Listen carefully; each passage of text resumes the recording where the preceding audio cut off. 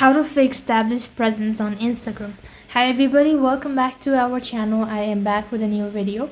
In today's episode, I'm going to let you guys know the ways to fix the established presence on Instagram tutorial. Now there are different ways to get an established presence on Instagram. First of all, you'll have to switch to business account.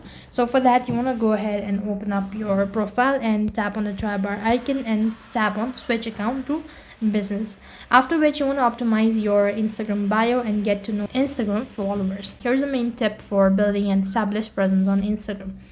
First thing, you have to create compelling content. So for that, you need to tailor your content to a target audience, interest, pain point, and preferences as well. Hashtag can help you post get discovered by people interest in your content as well. Now working with influencer can increase your visibility to your desired audience. Regularly posting, keeping your brand present in followers' mind and feed as well. This can also help you out.